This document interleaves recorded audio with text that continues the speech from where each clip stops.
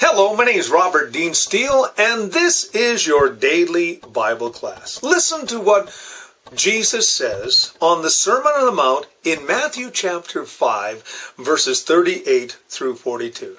He says, "You have heard it said, eye for an eye, a tooth for a tooth. But I say to you, do not resist an evil person. If anyone slaps you on the right cheek, turn to them the other cheek. Turn to them also, if anyone wants to sue you or take your shirt, hand over your coat as well. If anyone forces you to go 1 mile, then go with them 2 miles. Give to each one who asks of you, and do not turn away from the one who wants to borrow from you." Now, here we have an entire difference in how the world views and how Christ views things. First of all, he says, "You've heard it said, an eye for an eye and a tooth for a tooth." But then he goes on to say, "But I say to you, do not resist an evil person. If someone slaps you on the right cheek, give them the left cheek." Now, it would almost seem that Jesus is talking about pacifism. Does that mean that I don't have the right or responsibility to defend myself? Does that mean that I can't go and, speak to someone?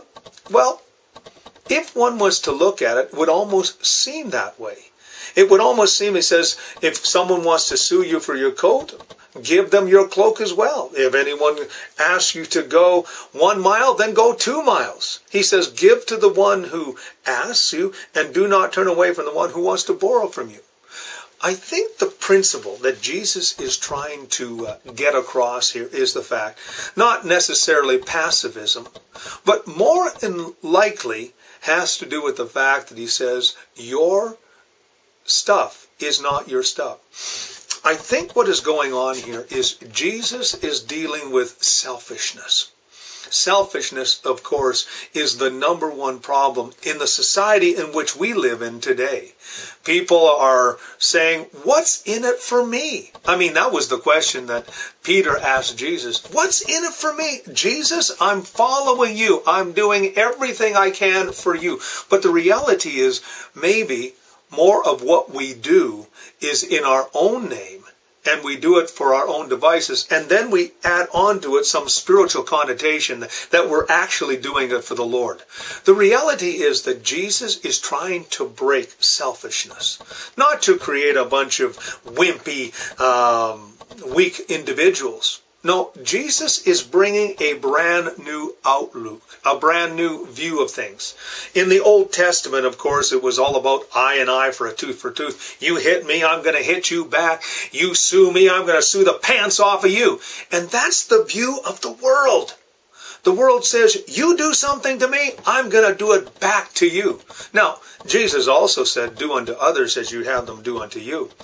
What Jesus was basically doing here was giving us a new law, a law of love, acceptance, and forgiveness. If it happens that someone wants to borrow from you, and if it's within your ability to help them, then you should help them. If someone needs your counsel or needs something from you, be willing to give it, because what you're doing is you're breaking your selfish view of things. You're getting out of that zone where it's all about you and whatever you want. Unfortunately, we live in a world where most people care only about themselves. And if it happens to be that they do acts of charity, then they do it for advertisement. They do it for self-emulation, or they just do it because it makes them feel good.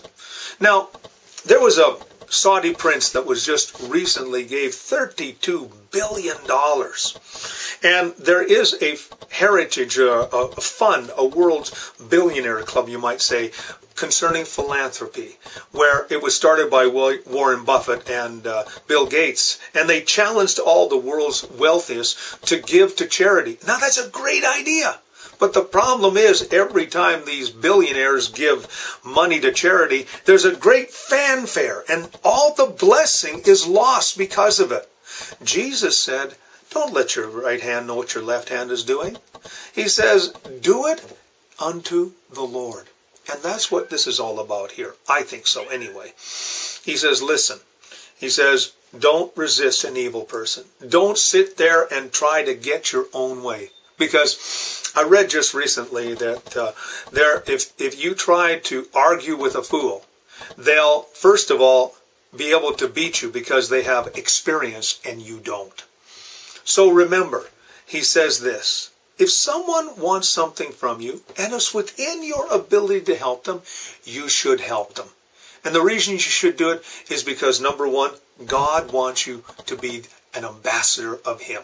Secondly, this way you show the love of Christ. Thirdly, it breaks selfishness. And if we're very honest with ourselves, a lot of stuff that we do is selfish. And so today, Jesus is giving us a new law, a new view, a new way of looking at things. My prayer is that we'll hear what he's saying and do it.